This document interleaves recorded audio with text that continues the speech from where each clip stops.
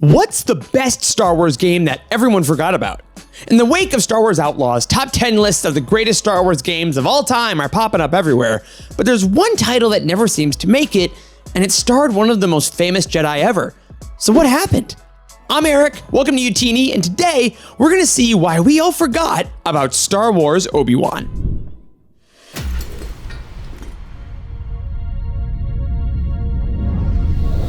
Star Wars Obi-Wan is the only game I ever played thanks to a recess bet. Let me explain. Back in the spring of 2002, a friend of mine had Obi-Wan for the original Xbox, and I was obsessed. I didn't know too much about the game, honestly, but he wouldn't stop talking about how fun it was, how cool it was to swing a lightsaber and use the Force, so I knew I had to have it. Now, I wasn't exactly flush with cash as a 10-year-old, and I'm pretty sure I'd used up my parental favors for the month, so I asked if I could borrow it. He said yes, provided that I beat him in a free throw shooting contest. Well, I won, got the game, and to my memory, never gave it back. Sorry, BJ. Now, as a 10-year-old, I was still hyped over the Phantom Menace from a couple of years back, and I was gearing up for Attack of the Clones, which was releasing in just a few months. And from the moment I inserted the disc and picked up my classic Duke controller, the game ended up being the perfect boost to my obsession, leading me to hours and hours of pure Star Wars escapism. But in the years since that day, it seems that Obi-Wan has almost disappeared completely from the fandom, leaving it off of lists that praise the names of Rogue Squadron, Republic Commando, and KOTOR, and today, we're gonna see why that's such a shame. So, let's start at the beginning with the basic pitch of one of the most defining games of my entire childhood. Star Wars Obi-Wan is a third-person action-adventure game where you play as, well, Obi-Wan. With me so far?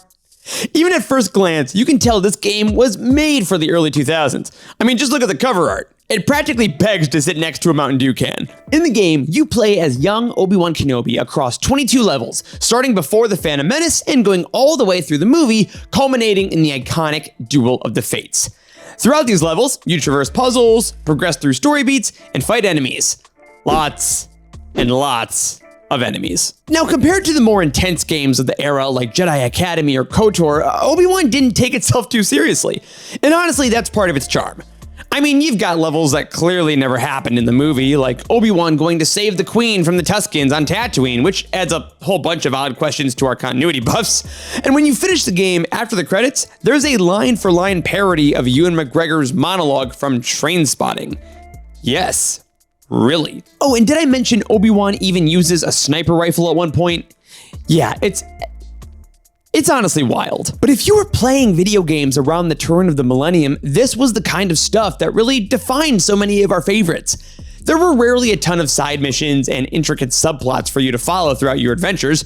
You essentially went from point A to point B, you got to fight a bunch of different types of enemies, and there was a sort of playful irreverence that followed you as you played the same levels over and over and over again until the disc got worn out, because that was a thing that could actually happen. But of course, a simple, fun pitch isn't quite enough to make a game stick in my brain for over 2 decades. You also need to add in some shockingly satisfying gameplay. Obi-Wan had 2 major gameplay elements that made it stand out: lightsaber combat and Force abilities. Now, a few weeks back, we talked about how Jedi Academy redefined lightsaber combat in video games, but Obi-Wan definitely did its part by paving the way. After all, this was the first time you could manipulate your lightsaber directly with the analog stick. That meant you could deflect blaster bolts, swipe in any direction, and really feel the near invulnerability of being a Jedi. Because while I love newer games like Fallen Order, I can't help but feel that sometimes a health bar over a basic enemy takes away from the fact that I'm a Jedi holding a laser sword. In Obi-Wan, if I saw a droid, I cut it in half and I moved on. Boom. End of story. But what I had the most fun with were easily the Force abilities. Now, in order to keep some remote semblance of balance, the game implemented a Force gauge that would deplete as you used it, and every time you tapped into the Force, Obi-Wan would glow blue. Classic early 2000s vibe right there. You could jump crazy high, force push enemies, throw objects at enemies, pull weapons out of their hands, throw your lightsaber and control it in flight, and even slow down time. Now, does this sound familiar?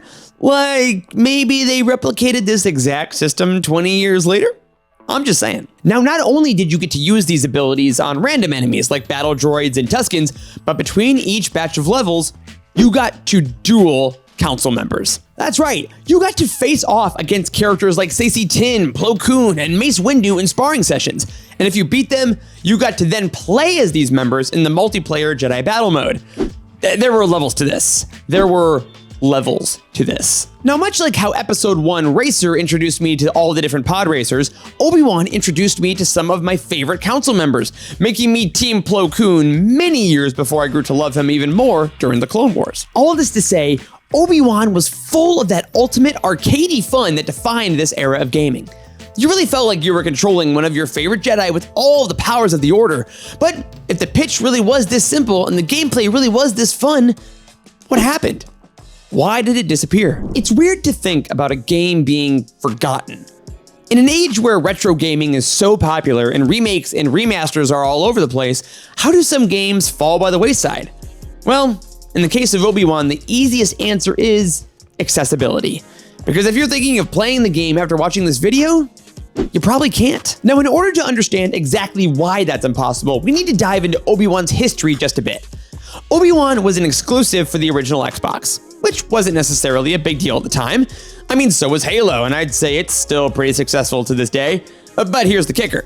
Obi-Wan was never ported to another console, and to this day, it isn't backwards compatible with the Xbox One or even the Xbox 360. Basically, it can only be played on this. Now, originally, the game was announced as a PC title, but George Lucas himself intervened and decided to move it exclusively to the Xbox due to performance issues he saw on the PC during development.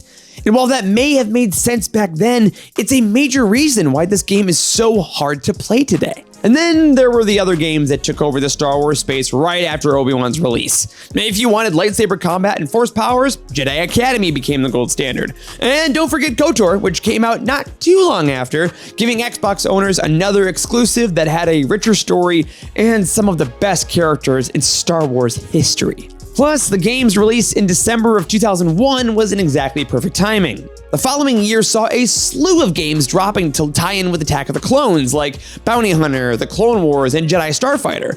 So going back to a game focused on the Phantom Menace felt like a step backwards for a lot of fans who wanted to play as the new characters they had just seen on the big screen. So despite incorporating new kinds of gameplay, movie-accurate lore, fun arcade styles, and the ability to duel characters never seen before in games, Obi-Wan got lost in the shuffle of its own era.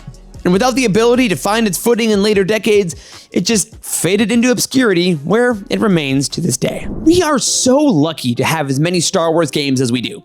Some are universally beloved, like Knights of the Old Republic or Jedi Academy, but others remain hidden gems. Games that may not have been massively successful, but were instrumental in keeping fans glued to the galaxy far, far away. For me, Star Wars Obi-Wan is undoubtedly one of those forgotten treasures.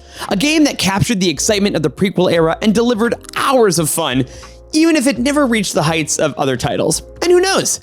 Maybe someday I'll even get to play it again. But for now, what are some of your hidden Star Wars gaming gems? Did you play Obi-Wan back in the day? I'd love to hear your stories and thoughts in the comments down below. And while you're there, don't forget to like this video, and subscribe if you want to keep celebrating Star Wars with us, and hit that notification bell so you never miss an update. Until next time, may the Force be with you.